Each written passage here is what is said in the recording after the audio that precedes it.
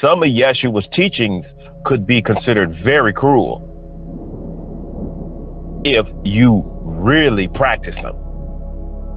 When he said, "Suffer it be so, and you let the dead bury your dead, bury their dead," do you know what that man is telling you? Leave your family be. Detach yourself psychologically and emotionally. Detach yourself and move on. Now, most people may say that's cruel. No, it's not, because I get what he's talking about. When he came back after 18 years, he knew that Mary was wondering if he was dead or alive, and he also knew that his mom was upset. Did he go straight home and say, "Mama, I just came by to tell you, to let you know I'm still alive and I'm okay"? Did he do that? Nope.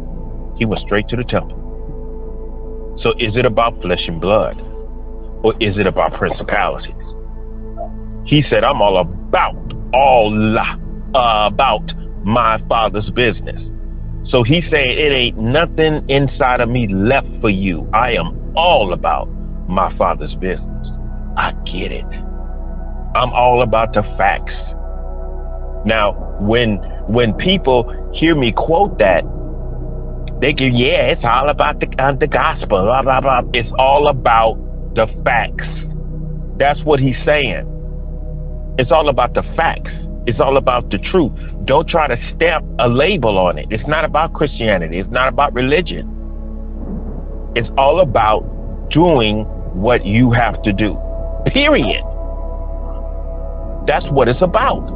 It ain't about mama crying or mama worried about, "Oh, mama is just wondering where I was." I know, man, don't nobody. Hey, you want to know something? When it comes to the facts, don't none of that matter. That doesn't mean anything. It's all about humanity and getting humanity in order. And see, that's why a lot of people don't understand how cruel his truth actually could be perceived by people who don't get it. Because see, I can understand if people would think that he was cold. Because really the only time that you can say that he raised his voice is between Matthew verses chapter 27 through 26. 24 through 26, when he went off on the scribes and the Pharisees, when he was calling them hypocrites and stuff like that. Now, I could see if people can say, well, he was showing his masculinity because he was raising his voice, he was getting them told. But those other portions of his teachings, when he said, "You let the dead bury their dead," he wasn't raising his voice. So I could understand if people could perceive him as being cold. How could he just tell these people to suffer it be so, and you let the dead bury their dead? And how could he say that so calmly? Because he was at peace with the truth that he contained. He was at peace with it. That's why he was able to maintain his humility. It's just that, as you know, the pastors have put whipped cream and strawberries up on top of the teachings, and the teachings could be perceived as very cruel if you really understand them. But once you understand them and you understand the necessity for being in that state of mind, you will understand why you have to live as such in order to be at peace with your living experiences. And this is the reason why the Buddha had always stressed having no attachments. And if you look at Star Wars, this is the reason why the Jedi and them stressed having no attachments. And this is the reason why Yoda was telling Qui-Gon and Obi-Wan and Mace Windu and all of them. They were, Yoda was telling them that by him being 9 years old, it's very dangerous to try to train Anakin now, because he's already formed attachments to his mother. And what happened, what was the main thing that turned Anakin towards the dark side is when his mother died in his arms. I get it. I get it. And that's one of the reasons why my family, when they look at my videos and they hear me talk on the phone about my mother and my father, they be like, "Dang, Dave, that's cold." And then when you ask them, "Aren't you Christian? Don't you study your Bible?" They say, "Yeah." And doesn't God tell you you must hate one and love the other? Doesn't God want you to separate from evil? Doesn't it talk about separating the sheep from the goats? Come on, y'all. They're attached. This is my mother. That's my daddy. Attachments. You know what amazes me is how difficult it is to be a good person. You know, it's so much opposition. And then when I studied the Bible, studied Star Wars, you know, but when I studied the dark side, I said, you want to know, you know, what I noticed about the dark side? When you look at people like Darth Maul, who I totally relate to, by the way he fought. When you look at villains, period, you want to know why they so aggressive? It's because they are not limited by any laws, any commandments, anything. You know, that's why we love villains like Darth Vader. You know, we look at his walk, and he walks with authority. They step on through. They ain't trying to heed to any commandments, any laws. You know, they seek out what they're going to do and they do it. You know, and it trips me out, and it seems like this is why villains are so attractive. Everybody loves a good villain, you know, but it seems like when you try to be good, you see the good people, they are limited with commandments. I was telling a pastor that, I said, you know what amazes me is how people of the dark side are considered the bad people when they just do whatever the hell they want. I say, and they are a whole lot more honest than people who claim that they're good. I was telling this pastor, I said, the dark side, they're free. I said, so they don't have any commandments, any rules, anything on them. None whatsoever. But they do have principles that they go by. You can't deny that. And you know, this man was looking at me crazy. I said, but the people who claim that they're good, they have to have commandments and laws put upon them. I just like the people in prison. I command you to get your ass up at 4 o'clock and go get you something to eat. I command you to go piss.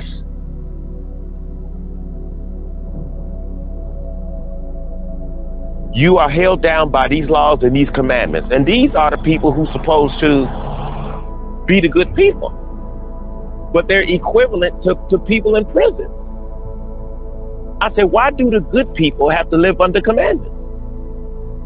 If they're so good, they shouldn't have to live under commandments and any laws. I said, shouldn't the dark side people have commandments and laws imposed upon them? And you know, this man looked at me and he paused. You want to know why he paused? Because he knew that what I was telling him was true.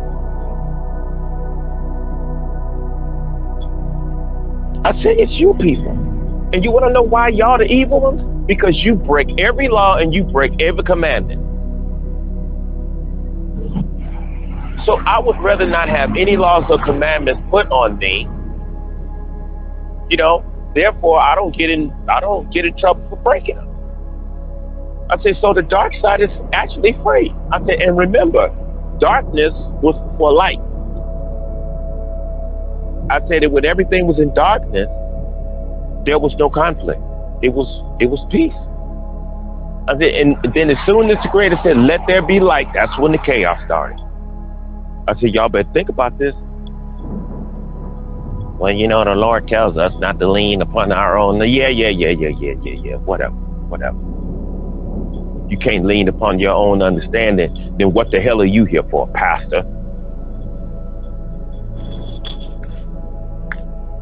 Here's a religion that speaks against your natural intelligence. So I can't it's a sin for me to utilize my own intelligence.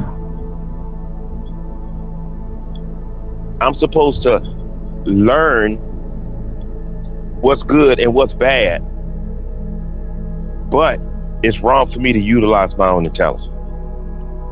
That don't even make no damn sense.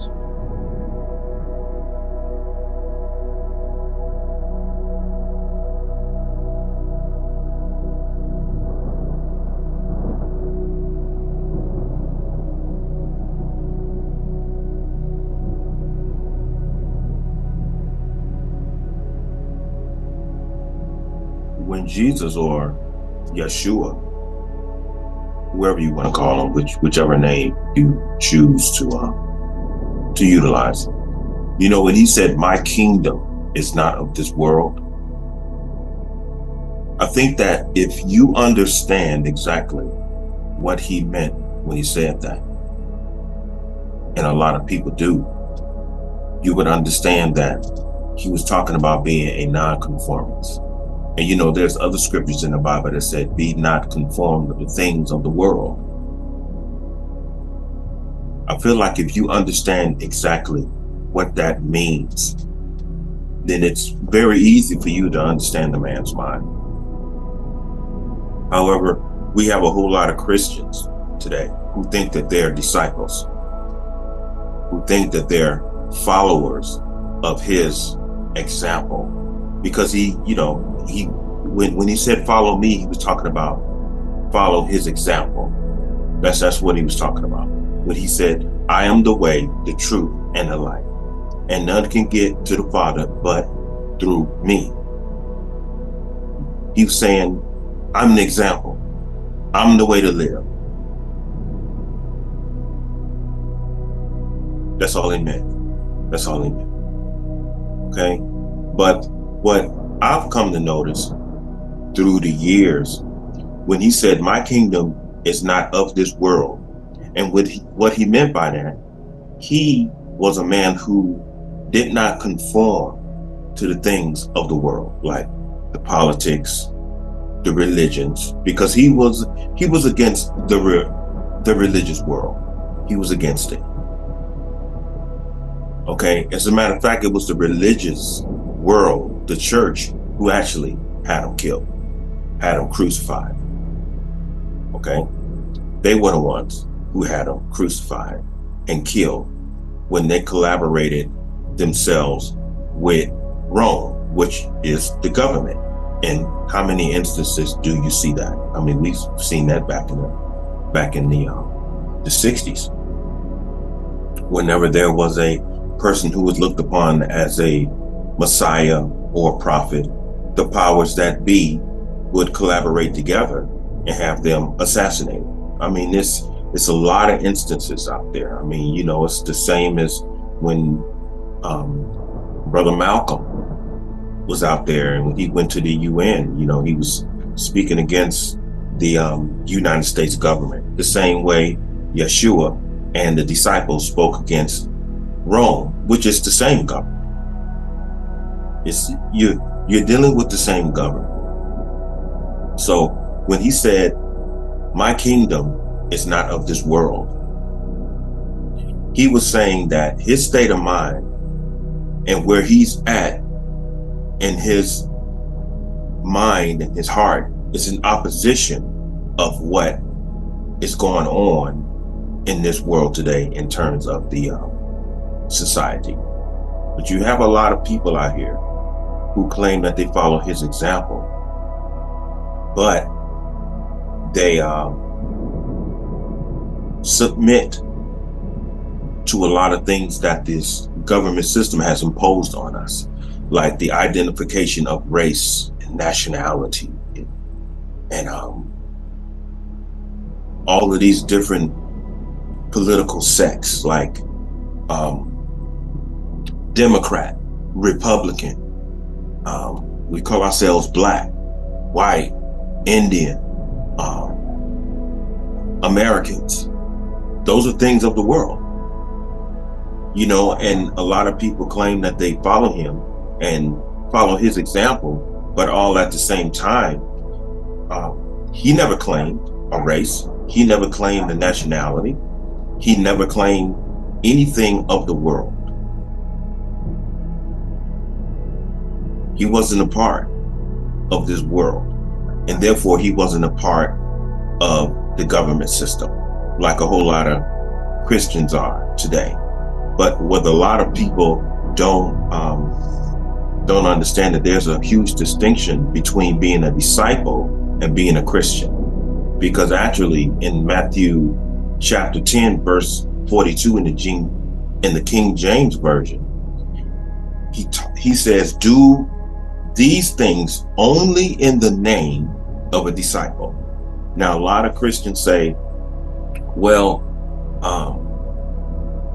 the disciples were first called Christians in the city of Antioch, but you don't read that scripture carefully.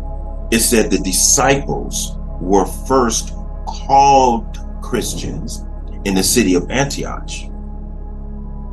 It doesn't imply that they are Christians. It's just what they were called. It's right there. The disciples were called Christians in the city of Antioch.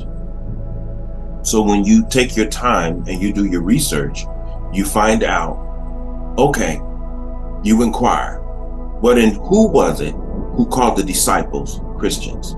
Where did they get this title from? And then when you do your proper research, you will find out that it was the enemies of Yeshua and his disciples who put that name on them. And so the white man and other races call me a nigger or a mulatto or whatever you want to call me. Do I embrace that simply because that's what people call me?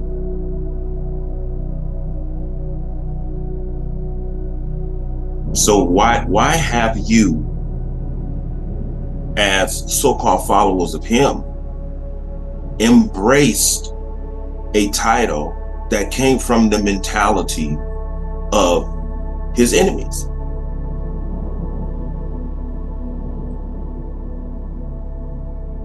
So what does Christian mean? They said Christian means Christ-like. Well, let's be clear. Christ-like is not a definition. Christ-like is a state of being. It's saying that I am like Christ. I am a reflection of the anointed Christ. And we all know you're not. I've never in my life met a Christian that reflected Yeshua, the Christ. So Christ-like is not a definition. So when someone asks you, what does a Christian mean? Just tell them it doesn't mean anything, because it doesn't. So what does a disciple mean? It means one who is being disciplined into the oneness of the Father, following the example of Yeshua, the Christ.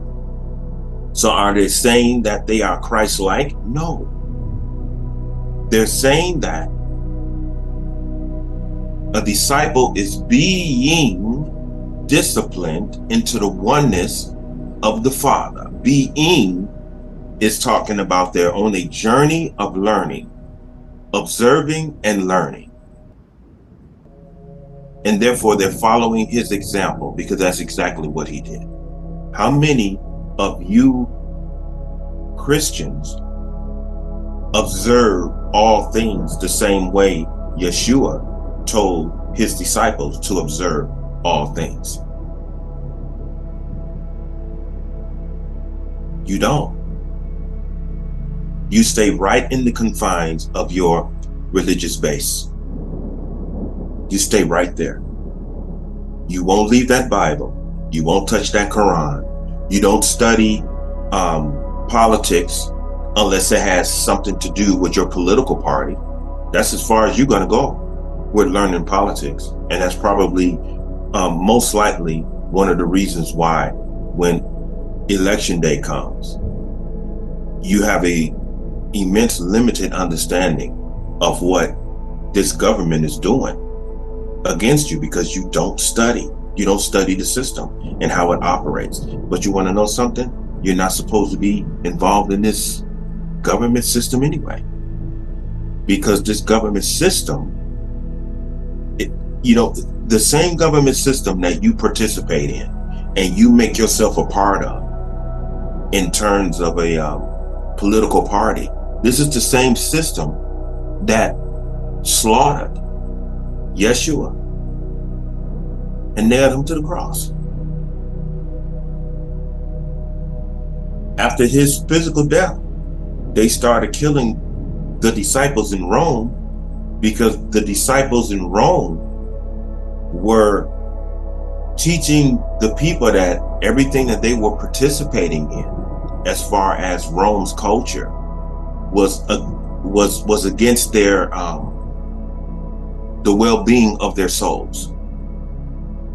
Just like you see going on right now, and how a lot of so-called followers of Yeshua are always participating in the voting system, the election. And the man said, my kingdom is not of this world. And he's telling you that the kingdom is within you. So why are you participating with this government system to give you something that you're really not supposed to have? It's not going to be any good for you. It's not going to be any good for you. You already have a government system. It is within. But they have everybody addicted to this government system. And so that's pretty much what he meant when he said, my kingdom is not of this world. That's all it means, and it's very practical. Everything you see that's going on in this society right now, the sports, all of the sports came from Rome. And each sport has its own form of violence, and it creates divisiveness, because you got this team going against that team. I mean, it's right there in front of your face, but if you study him and his example, and if you understand his thinking process, you will come to understand exactly why he was trying to encourage everybody not to involve themselves in whatever this government has to offer. But the government puts everyone in the position to where they feel as though they have to rely upon the government in order to function properly. So a lot of things that he taught, it could be difficult. It could be difficult, but a lot of the things that he taught also will give you the freedom that you need. And a whole lot of a few things, like the first portion of the video talked about, is how he wasn't emotionally attached to anybody, pretty much, primarily his mother. As time goes on in the Bible, he started calling his mother woman. He didn't even refer to her with her name after a while. Excuse me, I'm very tired. But when his father, Joseph, had passed, Yeshua is reported to have ventured out to the outskirts of the the Middle East. A lot of them, when I was over in India, they said that he went to Asia, he went to India, and he went to a whole lot of places, and he was gone for 18 years. Now, when he returned, I believe he was 30 years old when he came back. Now, when he got back, he understood. He knew that when he left the venture to those places for the sake of learning and observing, he didn't tell his mother. And this was right after Joseph had passed. And so Yeshua was so focused on learning the facts, or as it says in the religion, I'm about my Father's business. I have to be all about my Father's business. He didn't say goodbye to her. So he didn't he wasn't moved emotionally in that way. So when he left and when he came back those years later, 18 years later, his mind wasn't on, I know my mother is worried about me, so I have to go home, tell my mother, and reassure my mother that I'm living and that I'm okay. I have to explain to her, why I left, everything like that. But when he came back, he went straight to the temple. He was emotionally and psychologically detached from those common concerns that a son who was gone for 18 years would feel as though he has to first go home and explain to his mother why he left. Thus so, but not him. So what was it that he knew that gave him the clarity to where those type of common concerns are futile when it comes to doing his Father's business, which is to help humanity from destroying itself? That's powerful. Powerful. He went straight to the temple and he started teaching. That's powerful. And so when he says, my kingdom is not of this world, it meant that he didn't claim any race, he didn't claim any nationality, he didn't claim any political party, he didn't claim any religion. None of those things. It even says that he was the seed of David according to the flesh, but he declared himself the Son of God according to the Spirit of holiness. He became a spiritual man. This is what he meant when he told Brother Nicodemus, except a man be born again, he cannot see the kingdom of God. He didn't say reborn. He said born again. I've heard a lot of pastors say, except a man be reborn again, you can no, that's not what he said. He said born again, not reborn. Reborn? No. This ain't a thing of recycling. We want nothing of the former self. Nothing of the former self. Born again, not reborn. We want nothing of the former self.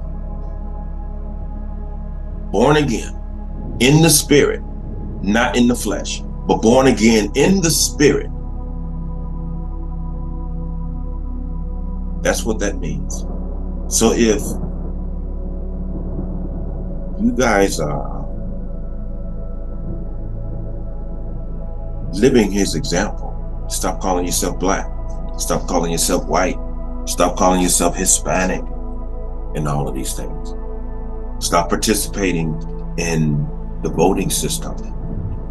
Get out of the government and get together and form your own government way of living here. Just go from there.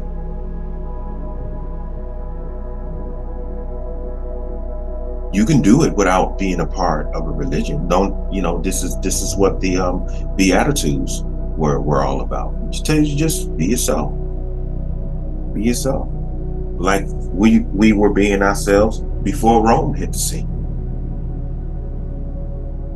And then they say, well, why is it that you talk about a man that's in the Bible? He was injected in the Bible. He was placed in the Bible. But he was a spiritual man. And how else are you going to know about him?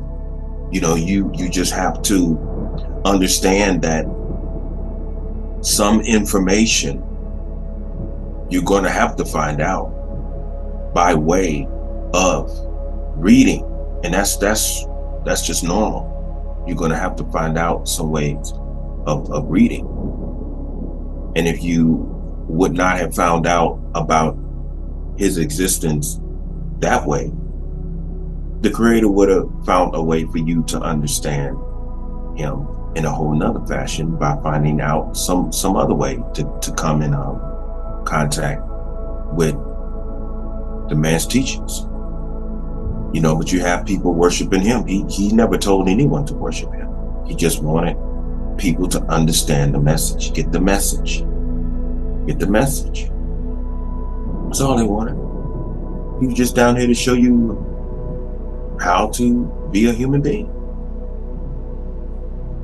And that part in the Garden of Gethsemane, a lot of people get upset, when I explain that part, because the religious world puts Yeshua up in the clouds to the point to where people intensify their worship of him, because it's like they put him all out in space somewhere to the point to where he becomes inhuman. But the Garden of Gethsemane explained his human side. See, when he was sent to the desert to be tempted, those were primarily all of the things that I mentioned before, of the worldly things. And, he was out there being tempted by a lot of things that were addictive, attractive, and everything like that. But in the Garden of Gethsemane, he came face to face with fear.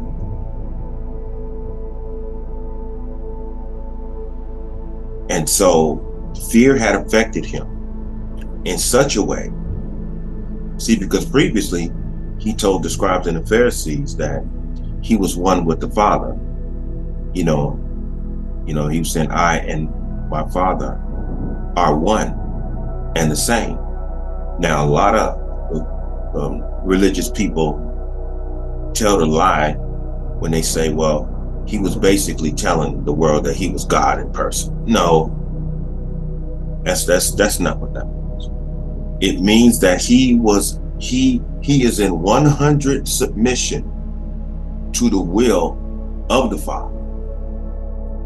Now, when you get to the Garden of Gethsemane, you see another side, which goes in opposition of what he told them, because he says, Father, if it's possible, can you pass this cup from me? Just paraphrasing, don't get upset. And obviously the Creator said, no. You have to deal with this. This is a very vital lesson for you, because I'm teaching you about fear and how it affects the human being and what it does to the human being and how it affects you. And so after that, He says, suffer it be so. For it is not my will, but thine will be done. So what does that mean? Not my will, but thine will be done. Well, if it is not your will, what was your will, Yeshua? Obviously, it was in opposition of the will of the Creator. It's right there in black and white. It's right there. And so once he understood how important it was for him to learn about fear, because that was the only way that he was going to be able to move forward and do what he had to do in order to help save humanity from itself. He observed fear. He understood fear and fear's effects on the human being, which its intention is to make you afraid and take you off the path of righteousness. And once he understood fear and what it was, and not only what he was, not what he's afraid of, but fear itself. And once he understood that, and through clarity, fear doesn't have its intended effects on you anymore. I mean, it's the same in boxing. You know, you have two boxers staring each other down before they fight, trying to make each other afraid because they're both afraid. That's all it is. They're both afraid. And so I have fear, so I'm trying to stare you down to make you afraid so that I may not be afraid. I mean, that's fear is a very insecure entity. And once you understand fear and its intention, then fear isn't able to have its effect on you, because you know what it is and you know its intentions towards you in trying to affect you to the degree that you're no longer able to move ahead because you've been taken off the righteous path, which is a very human thing. That's why I appreciate that chapter so much, because through all of the chapters, to my understanding, it was my favorite chapter because it showed you that Yeshua was a human being. And so when he said to Peter, I believe when Peter said, I have to go back and bury my father, when he said, suffer it be so, will you let the dead bury the dead? Now, as the video said before, and as I said in the video, a lot of people will perceive a lot of his teachings as cruel. But when you are on a divine mission for the sake of bettering humanity,